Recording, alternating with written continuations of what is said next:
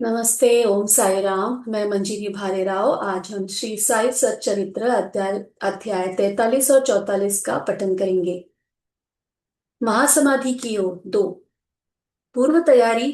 समाधि मंदिर, ईंट का खंडन, 72 घंटे की समाधि, बापू साहेब जोग का संन्यास, बाबा के अमृत तुल्य वचन। इन 43 और 44 अध्यायों में बाबा के निर्वाण का वर्णन किया गया है, इसलिए वे यहाँ संयुक्त रूप में लिखे जा रहे हैं। पूर्व तैयारी समाधि मंदिर। हिंदुओं में यह प्रथा प्रचलित है कि जब किसी मनुष्य का अंतकाल निकट आ जाता है तो उसे धार्मिक ग्रंथ आदि पढ़कर सुनाए जाते हैं। इसका मुख्य कारण केवल यही है कि जिससे उसका मन सांसारिक झंझटों से मुक्त होकर आध्यात्मिक विषयों में लग जाए और वह प्राणी कर्मवश अगले जन्म में जिस योनि को धारण करे उसमें उसे सद्गति प्राप्त हो।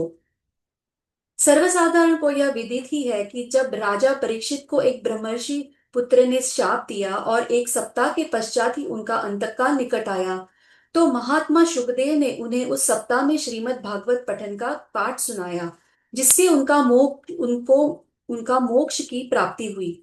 यह प्रथा अभी भी अपनाई जाती है। महानिर्वाण के समय गीता, भागवत और अन्य ग्रंथों का पाठ किया जाता है।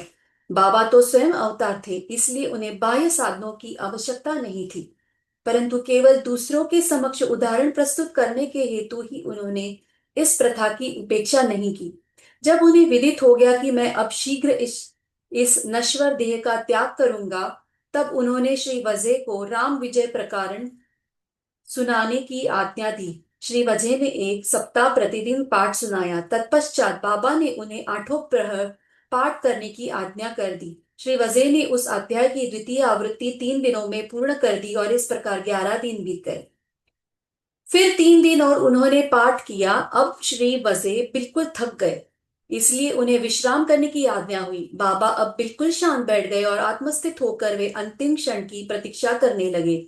2-3 दिन पूर्व ही प्रातःकाल से बाबा ने भिक्षाटन करना स्थगित कर दिया और वे मस्जिद में ही बैठे रहते।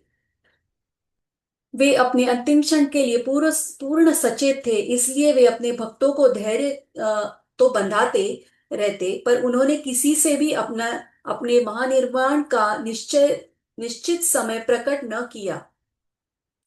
इन दिनों काका साहब दीक्षित और श्रीमान बुटी बाबा के साथ मस्जिद में नित्य भोजन करते थे। महानिर्वाण के दिन 15 अक्टूबर को आरती समाप्त होने के पश्चात बाबा ने उन लोगों को भी अपने निवास स्थान पर ही भोजन करके लौटने को कहा। फिर भी लक्ष्मीबाई शिंदे, भागोजी शिंदे, बयाजी, लक्ष्मण बाला शिंपी और नाना साहब निमोणकर वही रह गए। श्यामा नीचे मस्जिद की सीढ़ियों पर बैठे थे।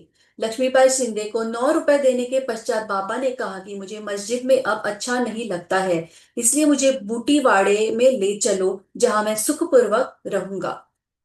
यही अंतिम शब्द उनके श्रीमुख से निकले। इसी समय बाबा बायजी के शरीर की ओर झुक गए और अंतिम श्वास छोड़ दी। भागोजी ने देखा कि बाबा की श्वास रुक गई है, तब उन्होंने नाना साहेब निमोणकर को पुकार कर यह बात कही। नाना साहेब ने कुछ जल लाकर बाबा के श्रीमुख में डाला, जो बाहर लुढ़क आया। तभी उन्होंने जोर से आवाज लगाई, अरे देवा! तब बाबा ऐसे दिखाई पड़े जैसे उन्होंने धीरे से नेत्र खोलकर धीमे स्वर में ओह कहा हो, परंतु अब स्पष्ट विदित हो गया कि उन्होंने सचमुच ही पंचभूत शरीर त्याग दिया है। बाबा समाधिस्थ हो गए। यह हृदय विदारक दुख संवाद दावानल की भांति तुरंत चारों ओर फैल गया। शिरडी के सब नर नारी और बालकगण मस्जिद की ओर दौड़े। चारों ओर हाहाकार मच गया। सभी के हृदय पर वज्रपात हुआ। उनके हृदय विचलित होने लगे। कोई जोर जोर से चिल्लाकर रुदन करने लगा, कोई सड़कों पर लौटने लगा और बहुत से बेसुध होकर वहीं गिर पड़े। प्रत्येक की आंखों से झरझर आंसू गिर रहे थे। प्रलय काल के वातावरण में तांडव नृत्य का जैसे दृश्य उपस्थित हो जाता है, वही गति शिरडी के नर नारियों के रुदन से उपस्थित हो गई। उनके इस महान दुख में कौन आकर उन्हें धैर्य बंधा था, जबकि उन्होंने साक्षात सगुण ब्रह्म परब्रह्म का सानिध्य खो दिया था। इस दुख का वर्णन भला ही कौन कर सकता है। अब कुछ भक्तों को श्री साईं बाबा के वचन याद आने लगे। किसी ने कहा कि महाराज साईं बाबा ने अपने भक्तों से कहा था कि भविष्य में मैं 8 वर्ष के बालक के रूप में पुनः प्रकट होंगे। भविष्य में वे 8 वर्ष के बालक के रूप में पुनः प्रकट होंगे। कृष्णावतार में भी चक्रपाणि भगवान विष्णु ने ऐसी ही लीला की थी। श्री कृष्ण माता देवकी के सामने 8 वर्ष की आयुष वाले एक बालक के रूप में प्रकट हुए, जिनका दिव्य तेजोमय स्वरूप था और जिनके चारों हाथों में आयुध, शंख, चक्र, गदा और पद्म सुशोभित थे। अपने उस अवतार में भगवान श्री कृष्ण ने भूभार हल्का किया था। साईं बाबा का यह अवतार अपने भक्तों के उत्थान के लिए हुआ था। संतों की कार्य प्रणाली अक्षम्य होती है। साईं बाबा का अपने भक्तों के साथ यह संपर्क केवल एक पीढ़ी का नहीं बल्कि पिछले कई जन्मों का संपर्क है। ऐसा प्रतीत होता है कि इस प्रकार का प्रेम संबंध विकसित करके महाराज श्री साईं बाबा दौरे पर चले गए और भक्तों को दृढ़ विश्वास है कि वे शीघ्र ही पुनः वापस आ जाएंगे। अब समस्या उत्पन्न हुई कि बाबा के शरीर की अंतिम क्रिया किस प्रकार की जाए। कुछ यवन लोग कहने लगे कि उनके शरीर को कब्रिस्तान में दफन कर उसके ऊपर एक मकबरा बना देना चाहिए। खुशाल चंद और अमीर शक्कर को भी यह धारणा थी, परंतु ग्राम्य अधिकारी श्री रामचंद्र पाटिल के दृढ़ निश्चयात्मक स्वर में कहा कि तुम्हारा निर्णय मुझे मान्य नहीं है। शरीर को वाड़े के अतिरिक्त अन्यत्र कहीं भी नहीं रखा जाएगा। इस प्रकार लोगों में मतभेद उत्पन्न हो गया और वह वाद विवाद 36 घंटों तक चलता रहा। बुधवार के दिन प्रातःकाल बाबा ने लक्ष्मण मामा जोशी को स्वप्न दिया और उन्हें अपने हाथ से खींचते हुए कहा कि शीघ्र उठो। बापू साहेब समझता है कि मैं मृत हूं, इसलिए वह नहीं आएगा नहीं। तुम पूजन और काकड़ आरती करो। लक्ष्मण मामा ग्राम के ज्योतिषी श्यामा के मामा तथा कर्मठ ब्राह्मण थे। वे नित्य प्रातःकाल बाबा का पूजन किया करते, तत्पश्चात ही ग्राम देवियों और देवताओं का। उनकी बाबा पर दृढ़ निष्ठा थी, इसलिए इस दृष्टांत के पश्चात वे पूजन की समस्त सामग्री लेकर वहां आए और ज्यों ही उन्होंने बाबा के मुख का आवरण हटाया तो उस निर्जीव अलौकिक महान प्रदीप्त प्रतिभा के दर्शन कर वे स्तब्ध हो गए।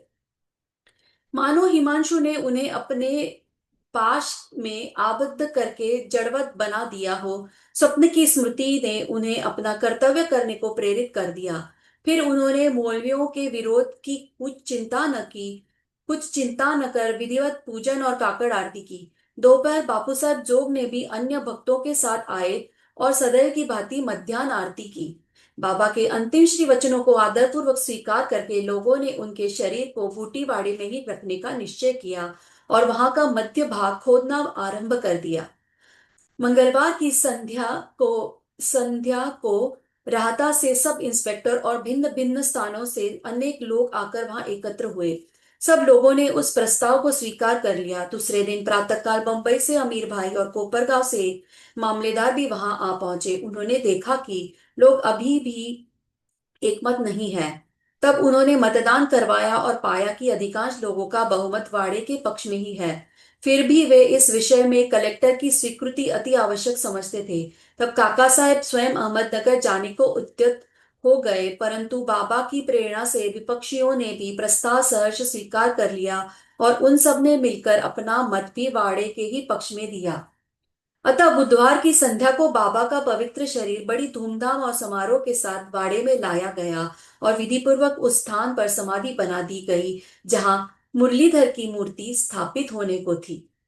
सच तो यह है कि बाबा मुरलीधर बन गए और वाड़ा समाधि मंदिर एवं भक्तों का एक पवित्र देवस्थान, जहां अनेकों भक्त आया जाया करते और अभी भी नित्य प्रति वहां आकर सुख और शांति प्राप्त करते हैं। बाला साहेब भाटे और बाबा के अनन्य भक्त श्री उपासनी ने बाबा की विधिवत अंतिम क्रिया की। जैसे जैसा प्रोफेसर नार्के को देखने में आया, यह बात विशेष ध्यान देने योग्य है कि बाबा का शरीर 36 घंटे के उपरांत भी जड़ नहीं हुआ और उनके शरीर का प्रत्येक अवयव लचीला बना रहा, जिससे उनके शरीर पर से कफनी बिना चिरे हुए सरलता से निकाली जा सकी। ईट का खंडन। बाबा के निर्वाण के कुछ समय पूर्व एक अपशकुन हुआ जो इस घटना की पूर्व सूचना स्वरूप था। मस्जिद में एक पुरानी ईंट थी जिस पर बाबा अपना हाथ टेक कर रखते थे। रात्रि के समय बाबा उस पर सिर रखकर शयन किया करते थे। यह अनेक वर्षों तक चला। एक दिन बाबा की अनुपस्थिति में एक बालक ने मस्जिद में झाड़ू लगाते समय वह ईंट अपने हाथ में उठाई। दुर्भाग्यवश वह ईंट उसके हाथ से गिर पड़ी और उसके दो टुकड़े हो गए। जब बाबा को इस बात की सूचना मिली तो उन्हें उसका बड़ा दुख हुआ और वो कहने लगे कि यह ईंट नहीं फूटी है, मेरे भाग्य ही मेरा भाग्य ही फूटकर छिन्न भिन्न हो गया है। यह तो मेरी जीवन संगिनी थी और इसको अपने पास रखकर मैं आत्मचिंतन किया करता था। यह मुझे अपने प्राणों के समान प्रिय थी और यह आज मेरा साथ छोड़ इसने आज मेरा साथ छोड़ दिया है। कुछ लोग यहाँ शंका कर सकते हैं कि बाबा को ईंट जैसे एक तुच्छ वस्तु के लिए इतना शोक क्यों करना चाहिए। उसका उत्तर हेमाडपंत इस प्रकार देते हैं कि संत जगत के उद्धार तथा दीन और अनाश्रितों के कल्याणार्थी अवतीर्ण होते हैं। जब वे नरदेह धारण करते हैं और जनसंपर्क में आते हैं तो इसी प्रकार आचरण किया करते हैं, अर्थात बाह्य रूप से वे अन्य लोगों के समान ही हंसते खेलते और रोते हैं, परंतु आंतरिक रूप से वे अपने अवतार कार्य और उसके ध्येय के लिए सदैव सजग रहते हैं। 72 घंटे की समाधि। इसके 32 वर्ष पूर्व भी बाबा ने अपनी जीवन रेखा पार करने का एक प्रयास किया था। 1886 में मार्गशीर्ष पूर्णिमा के दिन बाबा को दमा से अधिक पीड़ा हुई और इस व्याधि से छुटकारा पाने के लिए उन्होंने अपने प्राण ब्रह्मांड में चढ़ाकर समाधि लगाने का विचार किया। अतएव उन्होंने भगत महासापति से कहा कि तुम मेरे शरीर की 3 दिन तक रक्षा करना और यदि मैं वापस लौट आया तो ठीक है, नहीं तो उस एक स्थान को इंगित करते हुए पर मेरी समाधि बना देना और 2 ध्वजाएं चिन्ह स्वरूप फहरा देना। ऐसा कहकर बाबा रात में लगभग 10 बजे पृथ्वी पर लेट गए। उनका श्वासोच्छ्वास बंद हो गया और ऐसा दिखाई देने लगा कि जैसे उनके शरीर में प्राण ही ना हो। सभी लोग, जिनमें ग्रामवासी भी थे, वहां एकत्रित हुए और शरीर परीक्षण के पश्चात शरीर का उनके द्वारा बताए हुए स्थान पर समाधिस्थ कर देने का निश्चय करने लगे। परंतु भगवत महासापति ने उन्हें ऐसा करने से रोका और उनके शरीर को अपनी गोद में रखकर वे 3 दिन तक उसकी रक्षा करते रहे। 3 दिन व्यतीत होने पर रात को लगभग 3 बजे प्राण लौटने के चिन्ह दिखलाई पड़ने लगे। श्वासोच्छ्वास पुनः चालू हो गया और उनके अंग प्रत्यंग हिलने डुलने लगे। उन्होंने नेत्र खोल दिए और करवट लेते हुए पुनः चेतना में आ गए।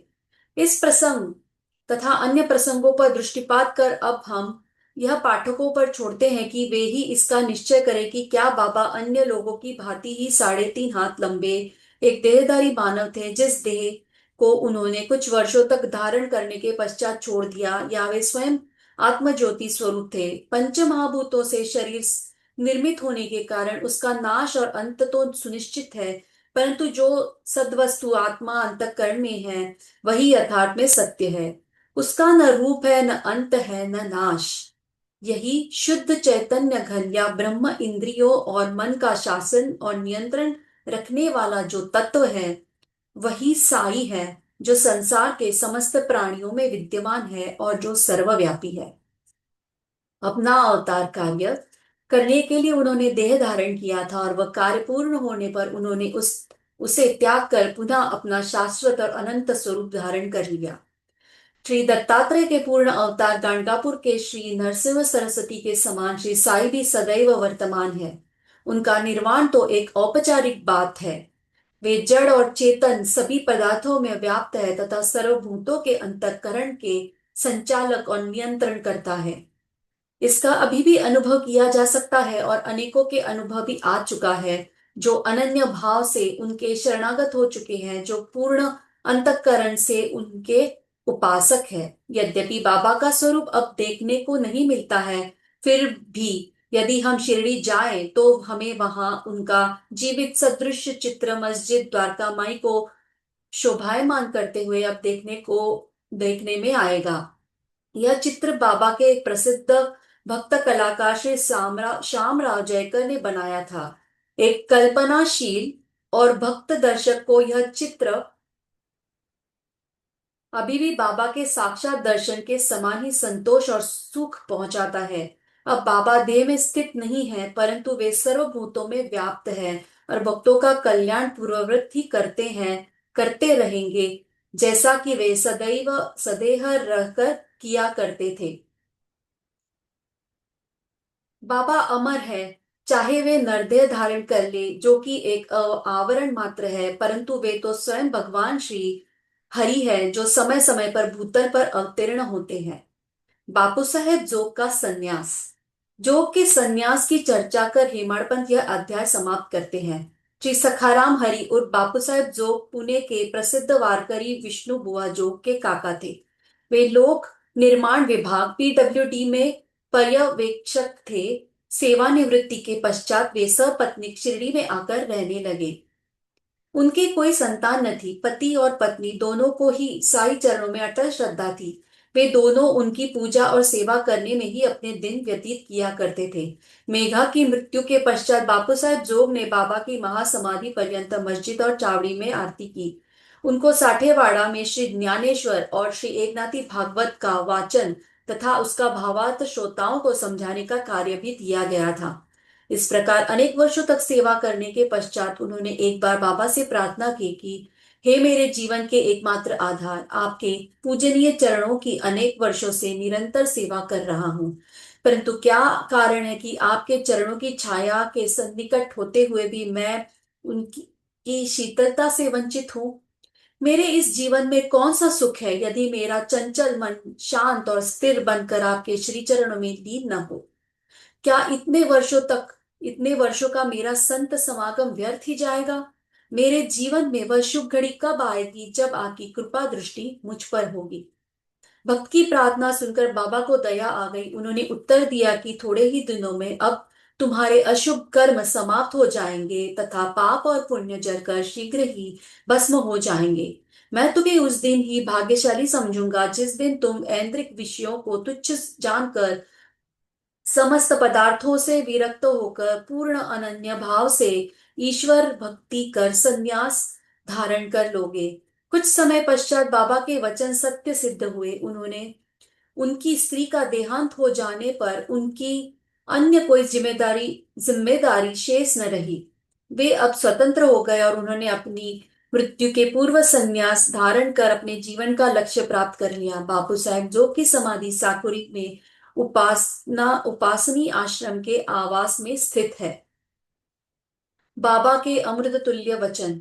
दयानिधि कृपालु श्री साई समर्थ ने मस्जिद द्वारका माई में अनेक बार निम्नलिखित अमृत वचन कहे थे।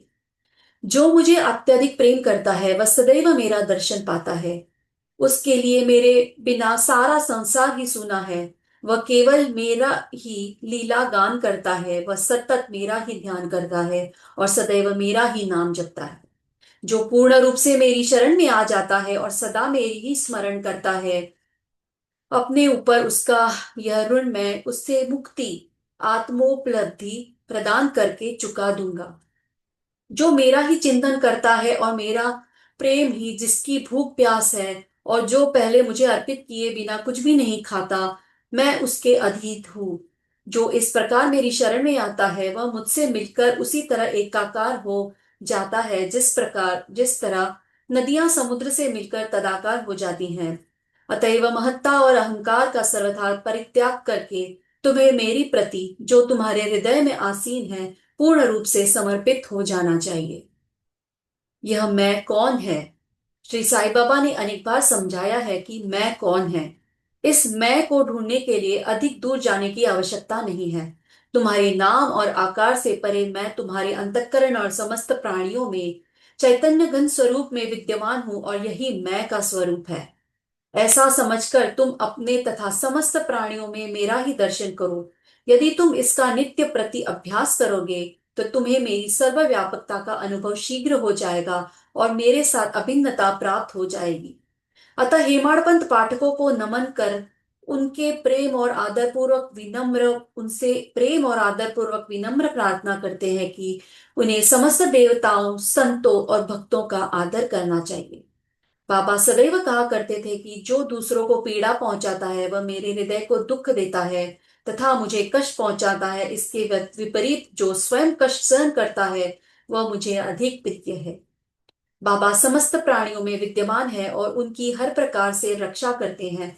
समस्त जीवों से प्रेम करो, यही उनकी आंतरिक इच्छा है। इस प्रकार का विशुद्ध अमृतमय स्तोत्र उनके श्रीमुख से सदैव झरता रहता था। अतः जो प्रेम पूर्वक बाबा का लीलागान करेंगे या उन्हें भक्ति पूर्वक श्रवण करेंगे, उसे साई से अवश्य अभिन्नता प्राप्त होगी। श्री सद्गुरु साईनाथार्पणमस्तु। शुभम भवतु, शुभम भवतु, शुभम भवतु। श्री सच्चिदानंद सद्गुरु साईनाथ महाराज की जय। जय मोहन जी। यह अध्याय यही समाप्त होता है।